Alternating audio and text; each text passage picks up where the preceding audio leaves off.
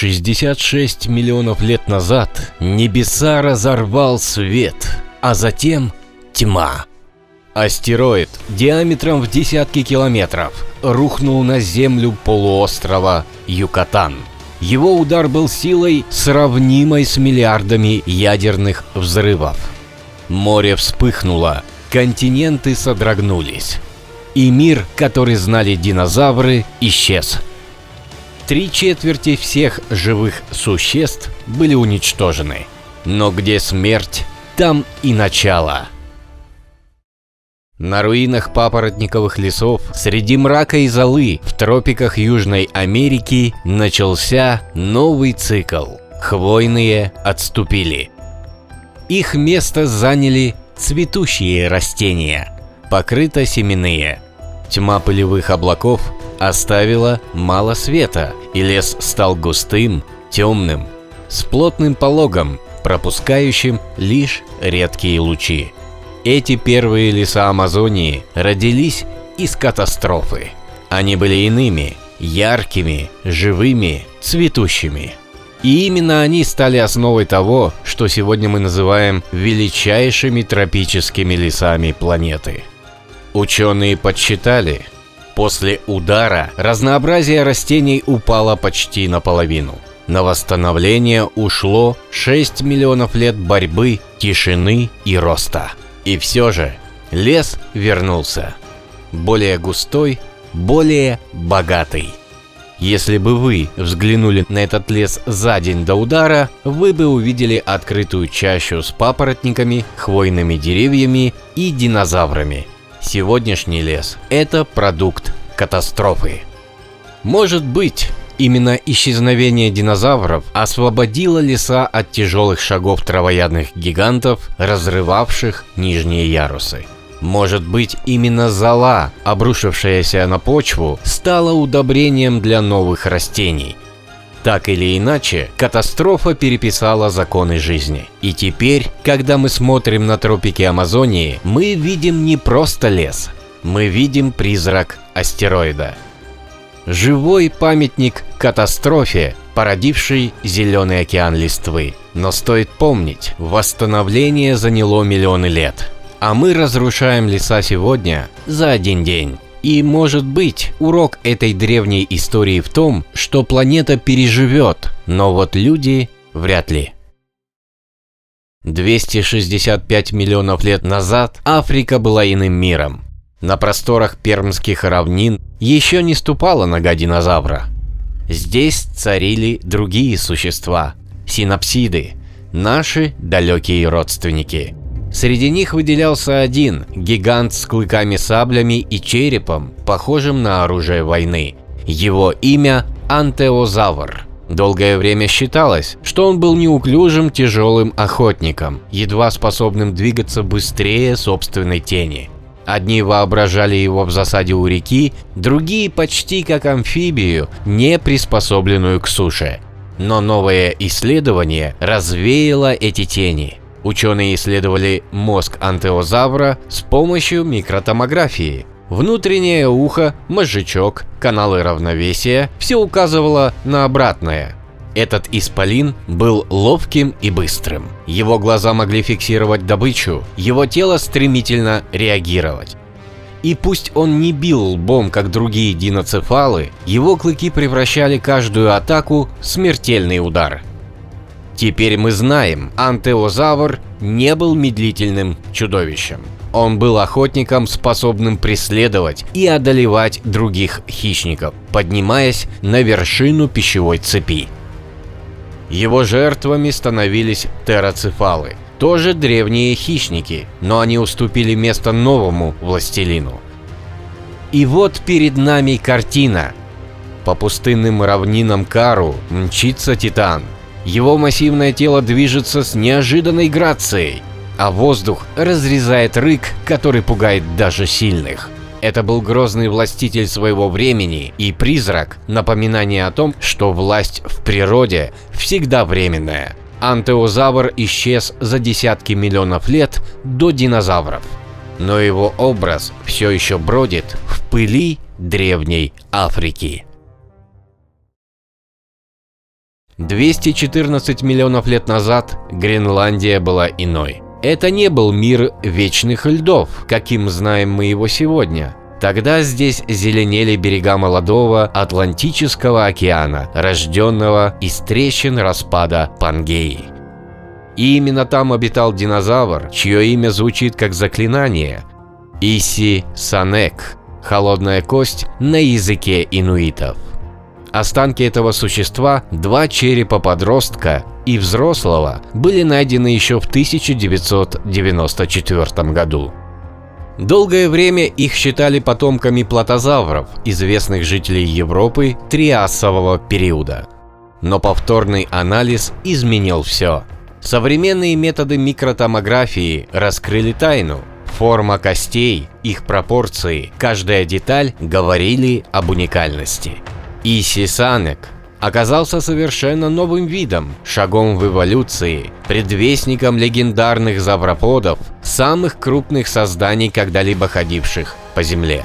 Он был двуногим, 3-4 метра длиной. Не исполин, а скорее тень будущего величия. Его длинная шея тянулась к верхушкам древних растений, а стройное тело позволяло быстро двигаться по ландшафтам конца Триаса.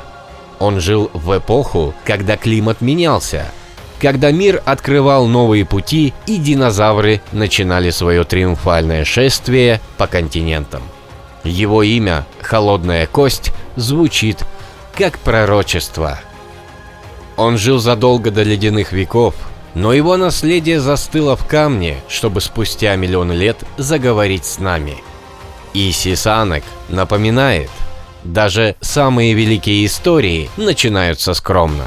В этом среднем динозавре с длинной шеей и легкой поступью уже скрывался призрак гигантов – диплодоков, брахиозавров, титанов юрского и мелового периодов. И сегодня, когда его кости покоятся в Музее естественной истории Дании, мы смотрим на них и слышим отголосок – дыхание первого великого шага колоссом. Более 100 миллионов лет назад в мире динозавров, среди влажных лесов древней Мьянмы, маленький краб сделал шаг в сторону неизведанного. Он вышел из воды, кроха, всего 5 миллиметров в ширину. Его глаза блестели, антенны ловили запахи леса. И именно этот миг предопределил его бессмертие. Краб угодил в смолу, и смола превратилась в янтарь. Миллионы лет спустя ученые назовут его Кретопсара афаната – бессмертный меловой дух облаков и вод. Его тело сохранилось нетронутым, от выпуклых глаз до тончайших волосков на клешнях. Такого окаменевшего краба мир еще не видел. Почему он оказался на суше? Был ли это первый шаг в сторону новой жизни? У него еще не было легких, способных удержать дыхание вдали от воды. Возможно, он жил в лесных лужах или у кромки болот. Его смерть в янтарной ловушке – странная случайность, но именно она подарила нам окно в прошлое. Этот крошечный дух мела стал мостом между эпохами. Ученые сравнили его строение с современными крабами и подтвердили – именно тогда, во времена динозавров, начался великий исход крабов из океанов. Их родословная расходилась, формируя бесконечное разнообразие, от гигантских кокосовых крабов до миниатюрных горошинных. Но у Кретопсара было нечто большее. Его сохранность почти чудо. Янтарь стал саркофагом, а его имя – заклинанием.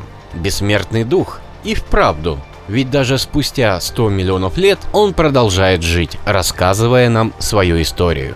И когда вы смотрите на кусочек янтаря, помните, внутри может таиться целый мир. Мир, где даже крошечный краб способен стать посланником вечности. На побережье Англии, на острове Уайт, море хранит древние тайны.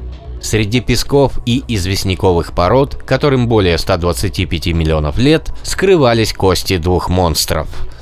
Лишь терпение исследователей и неумолимый прилив времени позволили им выйти наружу.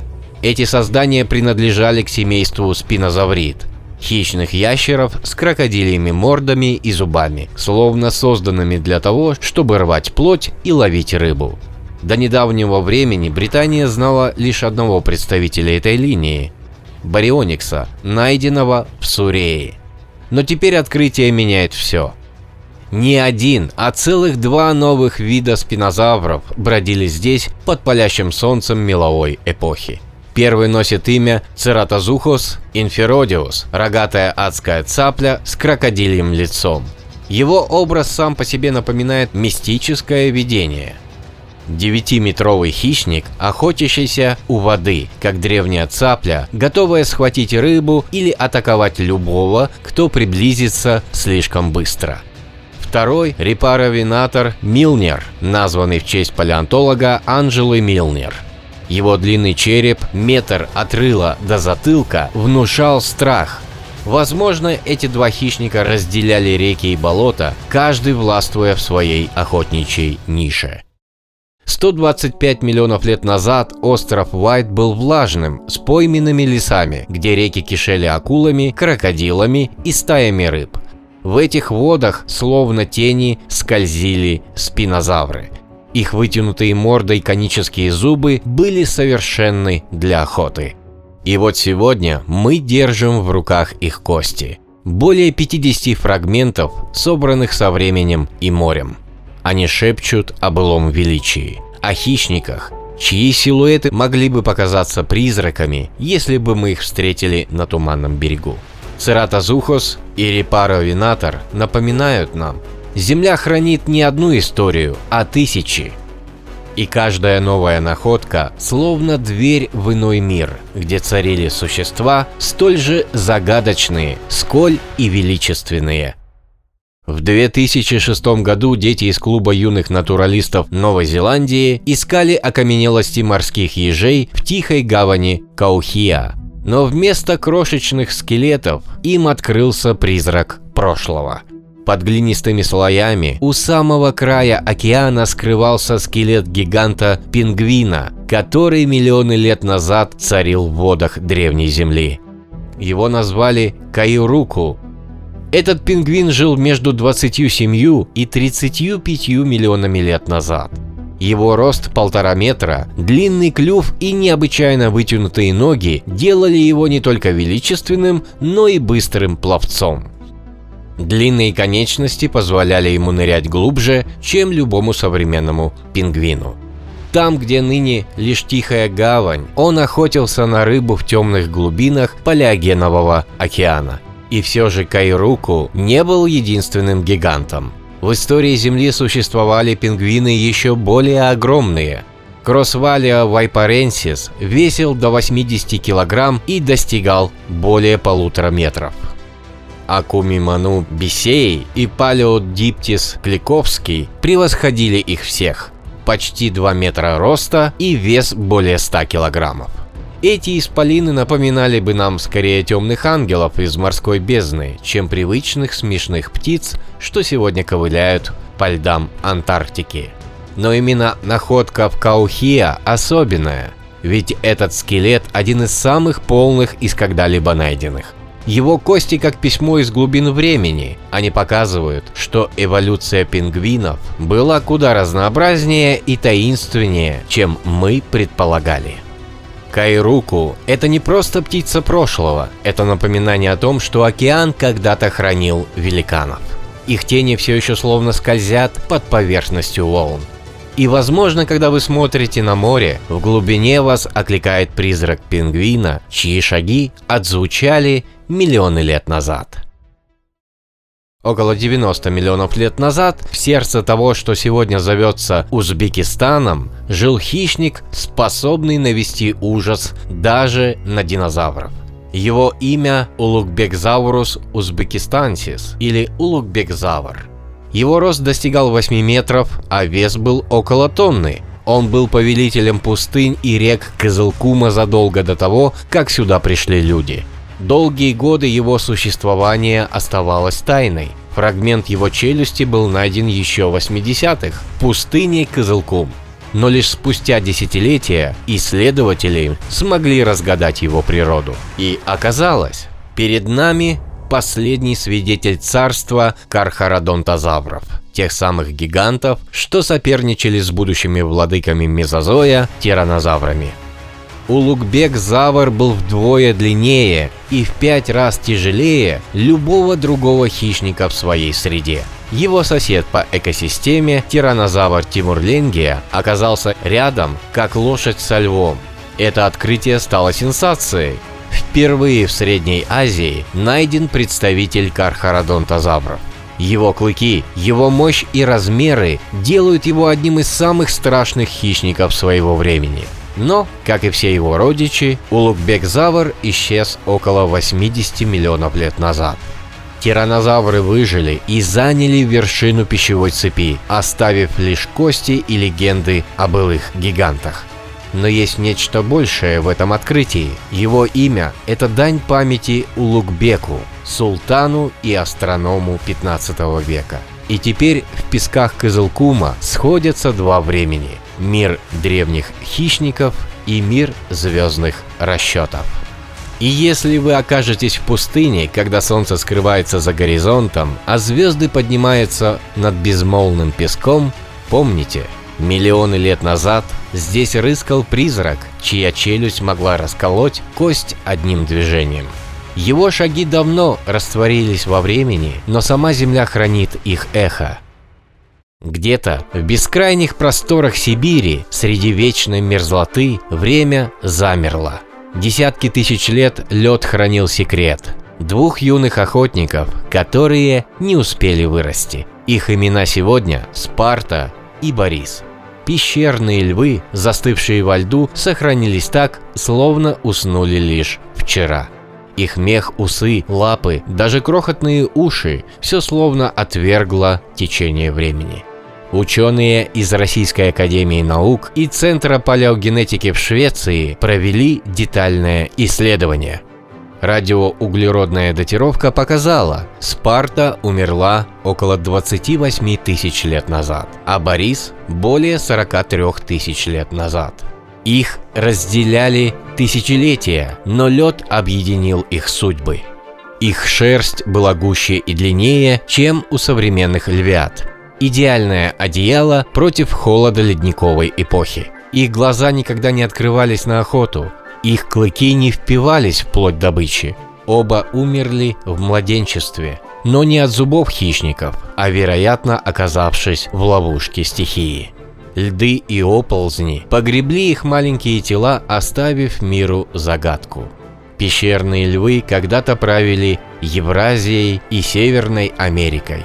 Они бродили там, где сегодня ходят медведи и волки. Но около 14 тысяч лет назад эти хищники исчезли вместе с мамонтами, шерстистыми носорогами и другими титанами плейстоцена. Судьба Спарты и Бориса напоминает нам о хрупкости жизни и о том, что даже самые свирепые звери могут быть бессильны перед холодом и временем. Их детские тела, застывшие во льду, будто послание сквозь тысячелетия. Память о мире, где царили львы, люди еще не написали историю, а сама природа диктовала свои законы. Сегодня они смотрят на нас сквозь лед. Их сердца давно молчат, но их история оживает вновь, словно эхо из глубин времени. Ставьте палец вверх за просмотр видео и пишите свои комментарии. Подписывайтесь на канал и жмите на колокольчик, чтобы не пропустить новые видео от канала «Реальное нереальное».